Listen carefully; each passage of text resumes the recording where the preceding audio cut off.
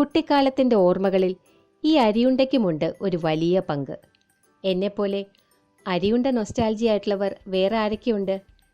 ഏതായാലും നമുക്കെല്ലാവർക്കും ഒന്നുകൂടി ആ ഓർമ്മകളിലേക്ക് തിരിച്ചു പോകാം. ആ സ്വാദിഷ്ടമായ അരിയുണ്ട റെഡിയാക്കാം. വളരെ എളുപ്പമാണ്. 3 ഇൻഗ്രീഡിയൻസ് മതി. ഞാൻ എടുത്തിരിക്കുന്നത് 2 കപ്പ് കുത്തരിയാണ്. ഇത് നല്ലപോലെ കഴുകി വൃത്തിയാക്കി വെള്ളമൊക്കെ കളഞ്ഞു വെച്ചിരിക്കുകയാണ്. ഇതുപോലെ ഏതെങ്കിലും ബ്രൗൺ റൈസ് ഉപയോഗിക്കുന്നതാണ് നല്ലത്. മട്ടയരി ആവാം, പച്ചരി ഒഴിവാക്കുന്നതാണ് നല്ലത്. ഇത് 1/2 കിലോ ശർക്കര 1/2 ഗ്ലാസ് വെള്ളം ഒഴിച്ച് ഉരുക്കി അരിച്ച് വെച്ചിരിക്കുകയാണ്.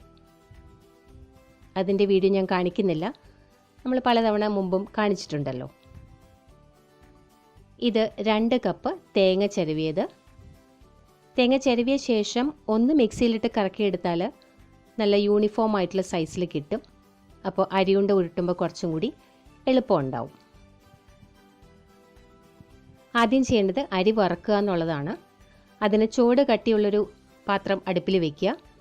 അതിലേക്ക് അരി ഇട്ട് കൊടുക്കുക. ഇനി ഒരു മീഡിയം ഫ്ലെയിമിൽ ഒരു 10 മിനിറ്റോളം ഈ അരി ഒന്ന് റോസ്റ്റ് ചെയ്തെടുക്കണം. തീ കൂട്ടിയിടരുത്. നമ്മുടെ ഉദ്ദേശം എല്ലാ അരിയും ഒരുപോലെ മൂത്ത് വരണം എന്നുള്ളതാണ്. ഒരു 10 മിനിറ്റൊക്കെ ആവാറാകുമ്പോഴേക്കും അരി മൂത്ത് പൊട്ടിത്തുടങ്ങും. അതിൻ്റെ കളറൊക്കെ ഒന്ന് ചേഞ്ച് ആവും. അതുപോലെ എല്ലാ അരിയും ഒരേ പാകത്തിന് വരണം. എന്നാലേ അരിയുണ്ടയ്ക്ക് സ്വാദുണ്ടാവുള്ളൂ. 10 മിനിറ്റോളം സമയമായിട്ടുണ്ട്. അരി നല്ല പാകമായി വന്നിട്ടുണ്ട്. ഇനി ഇതൊന്ന് ചൂടാറാൻ മാറ്റാം. ഒരു പ്ലേറ്റിലേക്ക് ഞാൻ നിരത്തി വെക്കുകയാണ്.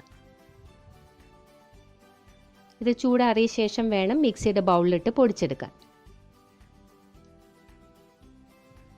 പണ്ട് കാലത്തൊക്കെ ഇതൊക്കെ ചെയ്തിരുന്നത് ഉരലും ഉലക്കയൊക്കെ ഉപയോഗിച്ചാണ്. ഏതായാലും ഇപ്പം നമ്മുടെ വീടുകളിൽ ആ വക സൗകര്യങ്ങളില്ലാത്തതുകൊണ്ട് തൽക്കാലം നമുക്ക് മിക്സിയിൽ തൃപ്തിപ്പെടാം.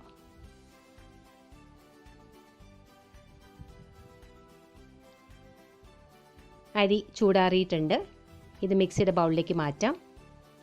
നല്ല പോലെ ഒന്ന് പൊടിച്ചെടുക്കാം. വളരെ ഫൈനായിട്ട് പൊടിയണമെന്നില്ല, ചെറിയ തരിയാവാം. എന്നാൽ പല്ലിന് ബുദ്ധിമുട്ടില്ലാത്ത വിധത്തിലുള്ള തരികളെ ആവാവൂ.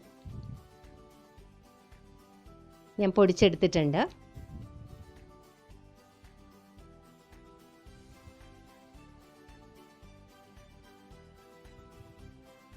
നോക്കൂ, കാണുമ്പോൾ നമുക്ക് തരിയൊന്നും ഫീൽ ചെയ്യില്ല. അത്രയും നൈസ് തരിയേ ഉള്ളൂ.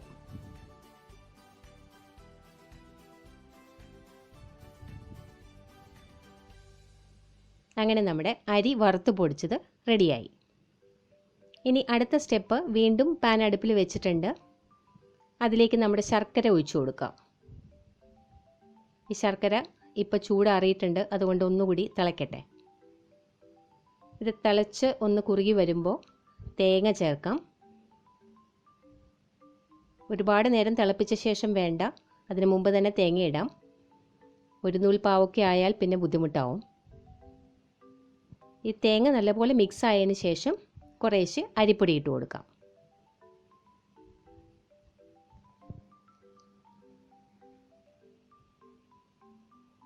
വളരെ തീ കുറച്ചിട്ട് വേണം ഇതൊക്കെ ചെയ്യാനായിട്ട്. ഏറ്റവും സിമ്മിൽ വെച്ചിട്ട് തന്നെ ചെയ്യാം. ഇല്ലെങ്കിൽ അരിപ്പൊടി മൊത്തത്തിലായിട്ട് ഇട്ട് കൊടുത്തിട്ട് പെട്ടെന്ന് ഇളക്കിയെടുത്താലും മതി. ഏതായാലും അരിപ്പൊടിയുടെ എല്ലാ ഭാഗത്തും ശർക്കരയും തേങ്ങയൊക്കെ വരത്തക്ക വിധത്തിൽ നല്ലോണം മിക്സ് ചെയ്യണം. ഇനി ഇതിലേക്ക് അല്പം ഏലക്കാപ്പൊടി ചേർക്കാം. ഞാൻ 1 ടീസ്പൂൺ ഏലക്കാപ്പൊടി ചേർത്തിട്ടുണ്ട്. 1/2 ടീസ്പൂൺ നെയ്യും ചേർക്കുന്നുണ്ട്. ഇത് ഓപ്ഷണലാണ്. അല്പം നെയ്യ് ഉണ്ടെങ്കിൽ ഒരു സ്വാദാണല്ലോ. ഇനി ഇതെല്ലാം കൂടെ നല്ലോണം ഒന്ന് മിക്സ് ചെയ്യാം. ഇപ്പോൾ റെഡിയായി കഴിഞ്ഞു. ഇത് ചൂടാറിയാൽ നമുക്ക് ഉരുട്ടിയെടുക്കാം. എളുപ്പത്തിൽ തന്നെ ഉരുട്ടാൻ പറ്റും. ഒരു മീഡിയം സൈസ് ഉണ്ടകളായിരിക്കും നല്ലത്. ഈ സൈസിലുള്ള ഒരു 25ഓളം അരിയുണ്ട നമുക്ക് ഈ 2 കപ്പ് അരിയിൽ നിന്ന് കിട്ടും.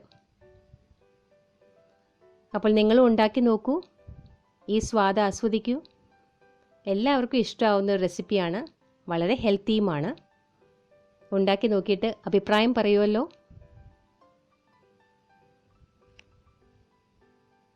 Thank you for watching.